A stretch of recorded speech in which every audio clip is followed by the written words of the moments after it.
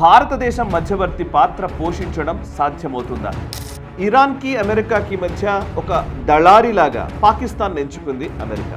ఇప్పుడు నేను ఈ వీడియో చేస్తున్నటువంటి క్రమంలో బ్రేకింగ్ న్యూస్ వచ్చింది ఏంటంటే, Ali Reza Tangsiri IRGC Iran revolutionary guard corps navy కమాండర్ని ఇజ్రాయెల్ హతమార్చింది. విదేశాంగ మంత్రి ఎస్ జయశంకర్ గారు కుండబద్దలు కొట్టినట్టు ఒకే ఒక ప్రకటన చేశారు. అదేంటంటే,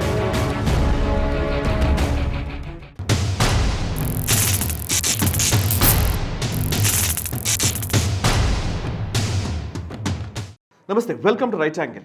సుమారు 27 రోజులుగా ఇరాన్ పైన మొట్టమొదటిసారి ఇజ్రాయెల్ అమెరికా బలగాలు దాడి చేసిన తర్వాత నుంచి ఇప్పటి వరకు కూడా ఇరాన్లోని ఏ స్థావరాలపైన దాడి జరుగుతోంది, ఇరాన్ రిటాలియేషన్ ఏ విధంగా చేస్తోంది, అండ్ హార్మూజ్ జలసంధి దగ్గర నిలిచిపోయినటువంటి నౌకలకు సంబంధించినటువంటి అంశాలు, ఇలా అనేక విషయాల మీద 27 రోజులుగా మనం అనేక వార్తా కథనాలు చూస్తూనే ఉన్నాం. ఇప్పుడు ఇంకో కొత్త తంతు మొదలైంది. అదే ఈ చర్చల పేరిట జరుగుతున్నటువంటి ప్రహసనం. సో ప్రస్తుతం ఈ అంశానికి సంబంధించి విపరీతమైన చర్చ మొదలైంది. అండ్ డొనాల్డ్ ట్రంప్ 5 రోజులు విరామం ప్రకటించిన తర్వాత ఇరాన్తో చర్చలు జరుపుతున్నామని చెప్పడము, ఇరాన్ దాన్ని పూర్తిగా విభేదిస్తూ మాట్లాడడము, అసలు ఎటువంటి చర్చలు జరగలేదని చెప్పడం, ఇదంతా ఫేక్ న్యూస్ అనే ఒక ప్రకటన చేయడము మనకు తెలుసు. అండ్ ప్రస్తుతం ఇరాన్కి అమెరికాకి మధ్య ఒక దళారీలాగా, మధ్యవర్తి అని నేను అనను, దళారీలాగా వ్యవహరించడానికి పాకిస్తాన్ ఎంచుకుంది అమెరికా. సో ఇప్పుడు ఈ సందర్భంలో నిన్న భారత అధికార పార్టీ ప్రభుత్వము అఖిలపక్ష సమావేశాన్ని నిర్వహించింది. మిగతా విపక్షాలకు సంబంధించిన నాయకులందరికీ కూడా ప్రస్తుతం జరుగుతున్నటువంటి పశ్చిమాసియా యుద్ధానికి సంబంధించి భారత్ పైన ఉన్నటువంటి ప్రభావము, మన దేశంలో తీసుకుంటున్నటువంటి చర్యలు, అదేవిధంగా ఇక్కడ మనకు ఆ ఎనర్జీ క్రైసిస్ రాకుండా చేస్తున్నటువంటి ఏర్పాట్లు, ప్రత్యామ్నాయాలకు సంబంధించినటువంటి అంశాలు, ఇవన్నీ కూడా విశదీకరించి చెప్పడం జరిగింది. అయితే ఇందులో మేజర్గా వచ్చినటువంటి అభ్యంతరం ఏంటి అని అంటే, ప్రస్తుతం ఇరాన్ అండ్ అమెరికాకి మధ్య జరుగుతున్నటువంటి చర్చల్లో పాకిస్తాన్ కీలకమైన పాత్ర వహిస్తోంది అండ్ భారత్ కీలకమైన రోల్ పోషించాల్సింది, అండ్ భారత్ ఆ మధ్యవర్తిగా ఉంటే బాగుండేది అనే ఒక అభిప్రాయాన్ని వ్యక్తం చేశారు. దీనికి మన విదేశాంగ మంత్రి ఎస్ జయశంకర్ గారు కుండబద్దలు కొట్టినట్టు ఒకే ఒక ప్రకటన చేశారు. అదేంటంటే, భారతదేశము పాకిస్తాన్ లాగా దళాల్ దేశం కాదు అని, అంటే ఒక దళారీ వైఖరి భారతదేశానికి లేదు అని చెప్పడం జరిగింది. ఎందుకని ఒక మీడియేషన్ని, మధ్యవర్తిత్వాన్ని దళారిగా పోల్చారు జయశంకర్ గారు? ఇదంతా కేవలం ఏదో మన దగ్గర ఉన్నటువంటి అశక్తతని, మన దౌత్య వైఫల్యాన్ని ఆయన కప్పిపుచ్చేందుకు కేవలం పాకిస్తాన్ విషయంలో అలా మాట్లాడుతున్నారు అని ఇప్పుడు విపక్షాలకు సంబంధించిన నాయకులు కొంతమంది మాట్లాడుతున్నారు. నిజానికి నేను విపక్షాల విమర్శల గురించి మాట్లాడడమో, అధికార పార్టీ చెప్పిన దాన్ని పూర్తిగా మనం ఏకీభవిస్తూ మాట్లాడడమో కాదు, కానీ ప్రస్తుతం జరుగుతున్నటువంటి పరిణామాలను ఒకసారి అర్థం చేసుకోవాలి. నెంబర్ 1, నిజంగా యుద్ధం ఆగిందా? ఈ ప్రశ్న మొదటి ప్రశ్న.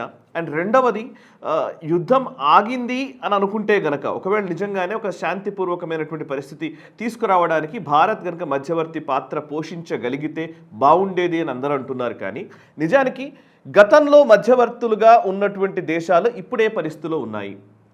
గతంలో అంటే మొన్న ఈ యుద్ధం జరగడానికి ముందు 3 దశలుగా అక్కడ చర్చలు నిర్వహించిన దేశము, మధ్యవర్తిగా వ్యవహరించినటువంటి దేశము ఒమన్ ఇప్పుడు ఎందుకు మధ్యవర్తిగా లేదు? ఒమన్ నిజానికి ఇరాన్ని చాలా వరకు ఒప్పించే ప్రయత్నం చేసింది. అందులో ఒమన్ విదేశాంగ మంత్రి చాలా క్లియర్గా ఇరాన్ న్యూక్లియర్ వెపన్స్కి సంబంధించినటువంటి ఎన్రిచ్మెంట్ ప్రోగ్రామ్ని తగ్గించుకోవడానికి సిద్ధపడింది అని ఒమన్ విదేశాంగ మంత్రి స్వయంగా ప్రకటించిన 2 రోజులకే అమెరికా, ఇజ్రాయెల్ కలిసి ఇరాన్ పైన దాడి చేశాయి. సో ఇప్పుడు నిజంగా మధ్యవర్తిగా ఒక పెద్దన్న పాత్ర పోషించడానికి, లేదా 2 దేశాలని సమన్వయపరిచే బాధ్యతలోకి భారతదేశం వెళ్ళడం సాధ్యపడుతుందా? సో ఇప్పుడు పాకిస్తాన్ లాంటి దేశాన్ని ఎందుకు ఎంచుకున్నారు అనే అంశం కూడా ఉంది. దీనికి కారణం ఏంటంటే, ఇప్పుడు ప్రస్తుతం యుద్ధం ఆగలేదు. ఇందాక నేను అడిగిన మొదటి ప్రశ్న అదే, యుద్ధం ఇప్పటికీ ఆగలేదు. ఇప్పుడు నేను ఈ వీడియో చేస్తున్నటువంటి క్రమంలో బ్రేకింగ్ న్యూస్ వచ్చింది ఏంటంటే, అలీ రెజా తాంగ్జిరి, ఈయన ఎవరంటే IRGC Iran revolutionary guard corps navy కమాండర్ని ఇజ్రాయెల్ హతమార్చింది. ఆయన్ని చంపేసినట్టుగా ప్రకటించారు. ఇప్పుడు ప్రస్తుతం వస్తున్నటువంటి సమాచారం అది. ఇజ్రాయెల్ స్ట్రైక్స్ ఆపలేదు అండ్ ఇరాన్ కూడా రిటాలియేషన్ ఆపలేదు. ఈవెన్ అమెరికాకు సంబంధించినటువంటి బలగాలు కూడా అక్కడ ఇంకా మోహరించే ప్రయత్నమే జరుగుతోంది. ఇంకా అదనపు బలగాలు అక్కడికి వస్తున్నాయి. దానికి సంబంధించిన వీడియో నేను ఇంకొక వీడియోలో నేను మీ ముందుకు తీసుకొస్తాను ఆ డీటెయిల్స్ అన్నీ. సో ప్రస్తుతం ఏంటంటే ఈ అలీ రజా తాంగ్జిరి ఇతను IRGC కమాండర్గా ఉన్నాడు, నేవీ కమాండర్గా ఉన్నాడు. ఇతనే హార్ముజ్ జలసంధిని పూర్తిగా దిగ్బంధించడంలో కీలక పాత్ర వహిస్తున్నాడు. సో ఈరోజు హార్ముజ్ జలసంధి పూర్తిగా దిగ్బంధించడానికి మేజర్గా ఆ కమాండ్ చేస్తున్నటువంటి వ్యక్తి, కమాండర్గా వ్యవహరిస్తున్నటువంటి వ్యక్తి ఈ అలీ రజా తాంగ్జిరి. ఇతన్ని ఇజ్రాయెల్ హతమార్చింది. ఓవైపు చర్చలు అంటున్నప్పుడు మరి ఎందుకు ఈ అటాక్స్ జరుగుతూ ఉన్నాయి, ఈ ప్రశ్న కూడా వస్తుంది. రెండవది ఏంటంటే ఇప్పుడున్న పరిస్థితుల్లో ఇరాన్ ఏదైతే డిమాండ్స్ పెడుతుందో, మొన్నటిదాకా ఇరాన్కి సంబంధించినటువంటి డిమాండ్స్లో ఏం పెద్దగా లేవు. ఉన్నవంటే అమెరికా మా మీద ఆధిపత్యం చెలాయించకూడదు, వాళ్ళ మిలిటరీ బేసెస్ తీసివేయాలి, ఇట్లాంటివి వచ్చాయి. మా న్యూక్లియర్ ఎన్రిచ్మెంట్ ప్రోగ్రామ్ మేము కొనసాగిస్తాము అనే అభిప్రాయాన్ని ఇరాన్ వ్యక్తం చేస్తూ వచ్చేది. బట్ అమెరికా కేవలం న్యూక్లియర్ వెపన్స్ మీదనే మాట్లాడుతూ వచ్చేది నిజానికి. కానీ ఇప్పుడు అవి ఇంకా ఎస్కలేట్ అయిపోయి కొత్త డిమాండ్లు కూడా ఇప్పుడు ఇరాన్ చేస్తోంది. ఆ కొత్త డిమాండ్లలో మేజర్గా ఉన్నాయి 5 డిమాండ్స్ వాళ్ళు చెప్తున్నది. Number 1, US, Israel, America Israel రెండూ కూడా వాళ్ళ అగ్రెషన్ని, అసాసినేషన్స్ని ఆపేయాలి. వాళ్ళు ఎలాగైతే ఇరాన్కి సంబంధించిన కీలక నాయకుల మీద దాడులు చేస్తున్నారో, హతమారుస్తున్నారో వాటిని ఆపేయాలి అనేది మొదటి డిమాండ్. కానీ వాళ్ళ ఇజ్రాయెల్ అక్కడ IRGC నేవీ కమాండర్ని హతమార్చింది. సో ఇప్పుడు చర్చలు జరుగుతున్నట్టుగా భావించాలా? ఇక రెండవది మేజర్గా చెప్పాలంటే ఇప్పుడు ఇక్కడున్న పరిస్థితుల్లో మీరు ఇరాన్కి సంబంధించినటువంటి సావర్నిటీని మీరు గుర్తించాలి అని వారు చెప్తున్నారు. సావర్నిటీ అంటే ఏంటి? ఆ దేశ సార్వభౌమాధికారం ఎక్కడి వరకు కేవలం టెహ్రాన్ లేకపోతే కొన్ని నగరాల వరకే పరిమితమా అంటే కాదు. హార్ముజ్ జలసంధి కూడా మా దేశానికి సంబంధించినటువంటి భూభాగమే. సో హార్ముజ్ జలసంధి మా సావర్నిటీ రైట్స్ కలిగి ఉన్నాం మేము. సో అక్కడ ఆ హార్ముజ్ జలసంధి పైన ఆధిపత్యము, అక్కడి హక్కులు అన్నీ కూడా ఇరాన్కే చెందుతాయన్న విషయాన్ని మీరు ధృవీకరించాలి, అఫీషియల్గా ఒప్పుకోవాలనేది ఇరాన్ చేస్తున్నటువంటి డిమాండ్.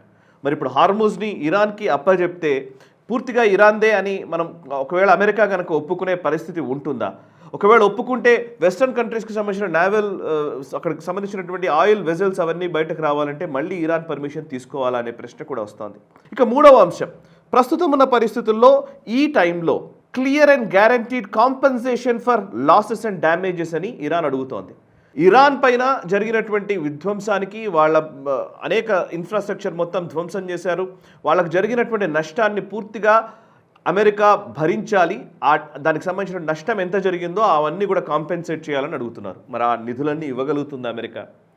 ఇట్లా చెప్తూ పోతే ఇరాన్ పెడుతున్నటువంటి డిమాండ్లు గతంలో కేవలం వాళ్ళ న్యూక్లియర్ ఎన్రిచ్మెంట్ ప్రోగ్రామ్ వరకే పరిమితమయ్యేది. ఇవాళ హార్ముజ్ జలసంధికి వచ్చింది అండ్ వాళ్ళ విధ్వంసానికి డబ్బులు ఇవ్వాలని అడుగుతున్నారు.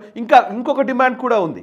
అదేంటంటే హిజ్బుల్లా అండ్ హౌతీస్ లేకపోతే హమాస్ ఇట్లాంటి టెర్రరిస్ట్ సంస్థలు ఉన్నాయి కదా, వాటికి ఇరాన్ ప్రాక్సీలుగా వాళ్ళు పనిచేస్తారు. ఈవెన్ వాళ్ళ మీద కూడా దాడులు చేయకూడదు అని డిమాండ్ పెడుతోంది ఇరాన్. సో ఇట్లాంటి కీలకమైన డిమాండ్లు ఓవైపు ఉన్నప్పుడు, ఇరాన్ చేస్తున్నప్పుడు, ఇంకోవైపు అమెరికా తన బలగాల్ని మోహరిస్తున్నప్పుడు ఇంకో 2 ఎయిర్క్రాఫ్ట్ క్యారియర్స్ని పంపిస్తూ ఉన్నారు. స్పెషల్ ఫోర్సెస్ని అక్కడ డిప్లాయ్ చేయడానికి ఆల్రెడీ ఆదేశాలు జారీ అయ్యాయి. సో అమెరికా ఇంకా అక్కడ పట్టు బిగిస్తోంది, ఇంకా అక్కడ బలగాల్ని పంపించే ప్రయత్నం చేస్తోంది. ఓవైపు ఇజ్రాయెల్ అటాక్స్ జరుగుతూనే ఉన్నాయి. అక్కడ IRGC నేవీ కమాండర్ని హతమార్చారు. ఇంకోవైపు ఇరాన్ చేస్తున్నటువంటి డిమాండ్లు కూడా చాలా సీరియస్గా ఉన్నాయి. ఇట్లాంటి టైంలో భారతదేశం మధ్యవర్తి పాత్ర పోషించడం సాధ్యమవుతుందా? ఆల్రెడీ మధ్యవర్తిగా వ్యవహరించినటువంటి ఒమాన్ పరిస్థితి ఏంటి? సో ఒక మెచ్యూర్డ్ ఆలోచనలోకి వెళ్ళి మనం చూస్తే కనుక ఇప్పుడు ఉన్న పరిస్థితుల్లో ఆ మధ్యలోకి వెళ్ళి ఇరాన్ని కానీ ఒప్పించడం కానీ లేదా అమెరికాను ఒప్పించడం కానీ, అందులోనూ డొనాల్డ్ ట్రంప్ లాంటి ఒక వ్యక్తిని ఒప్పించే ప్రయత్నం చేయడము, ఒకవేళ ఆయన ఒప్పుకున్నా దానికి కట్టుబడి ఉంటాడన్న నమ్మకం కూడా లేని ఒక పరిస్థితిలో భారత్ మధ్యవర్తిగా వ్యవహరించడం అనేది నిజంగా సమస్యాత్మకమే. సో అందుకోసమే భారత్ చాలా కామ్గా ఉంది. అండ్ నిజానికి ఇప్పుడు నిజంగా చర్చలు జరపాలనే ఉద్దేశము, దీనికి ఏదో శాంతిపూర్వకంగా దీనికి ఒక కంక్లూజన్, ఒక క్లారిటీ తీసుకురావాలనే ఉద్దేశము అమెరికాకి లేదు, డొనాల్డ్ ట్రంప్కి అంతకంటే లేదు. డొనాల్డ్ ట్రంప్కి 3 అంశాల్లో ఈరోజు ఈ విరామం ప్రకటించినట్టుగా కనబడుతుంది. నెంబర్ 1, ఆయనకి అక్కడ ఉన్నటువంటి ముఖ్యంగా జెరాల్డ్ R. ఫోర్డ్ ఇప్పుడు పనిచేయట్లేదు. అబ్రహాం లింకన్ పైన కూడా దాడులు జరిగినాయని చెప్తున్నారు. సో USS ట్రిపోలి లేదా ఇంకోటి బాక్సర్, ఇట్లాంటి ఆయనకు సంబంధించిన బాక్సర్ యాంఫిబియస్ రెడీ గ్రూప్, ఇట్లా కొన్ని స్పెషల్ ఫోర్సెస్ ఎయిర్క్రాఫ్ట్ క్యారియర్స్ ఈ హార్మూజ్ జలసంధి దగ్గరికి లేదంటే అరేబియన్ ఓషన్ దగ్గరికి వెళ్లాల్సి ఉంది. అవి చేరుకోవడానికి కొంత టైం పడుతుంది. ఈ టైంలో ఆయన కాలయాపన చేయడం కోసం ఈ చర్చల ప్రతిపాదన తీసుకొచ్చారేమో అనేది ఒక అంశం. రెండవది, ఇప్పుడు స్టాక్ మార్కెట్స్ పూర్తిగా కొలాప్స్ అవుతున్నాయి. ఈ క్రమంలో కొంత మరీ విపరీతమైనటువంటి విధ్వంసం స్టాక్ మార్కెట్స్లో ఉండకూడదనే ఉద్దేశంతో దాన్ని కొంచెం స్టెబిలైజ్ చేయడం కోసం మాత్రమే డొనాల్డ్ ట్రంప్ ఈ ప్రయత్నం చేస్తున్నారనేది ఇంకోటి వినబడుతోంది. సో ఇట్లాంటి టైంలో కొంచెం రెస్పెక్ట్ ఉన్న దేశాలు, అంతో ఎంతో పెద్ద ఒక చరిత్ర కలిగినటువంటి దేశాలు, నిజంగా చెప్పాలంటే ఇట్లాంటి ఒక ప్రతిష్టంభన నెలకొన్న ఈ టైంలో కొంత మెచ్యూర్డ్గా వ్యవహరించే దేశాలు మధ్యవర్తిత్వం వహిస్తే దానికి ఒక క్రెడిబిలిటీ ఉండేది. కానీ పాకిస్తాన్ని ఎందుకు ఎంచుకున్నారంటే అమెరికా ఏది చెబితే అది చేయడానికి పాకిస్తాన్ సిద్ధంగా ఉంటుంది. అండ్ ఇరాన్ విషయంలో కూడా పాకిస్తాన్ అవసరమైతే బతిమాలడానికి కూడా సిద్ధపడుతుంది. అంతేగాని పాకిస్తాన్ కంటూ ఒక ఐడెంటిటీ, ఒక మెచ్యూరిటీ కలిగినటువంటి నాయకత్వము ఏమీ లేదు. కాబట్టి పాకిస్తాన్ని కేవలం ఒక దళారిలాగా ఈ పర్టికులర్ వ్యవహారంలో, ఈ తతంగంలో వినియోగించుకుంటోంది అమెరికా అనే భావన కూడా వ్యక్తమవుతోంది. సో అందుకోసమే నరేంద్ర మోదీ గారి ఆధ్వర్యంలో ఆయన ప్రభుత్వాధినేతగా ఉన్నటువంటి ఈ సందర్భంలో మనం కొంచెం కామ్గా ఉండడం సమంజసమైనటువంటి విషయం.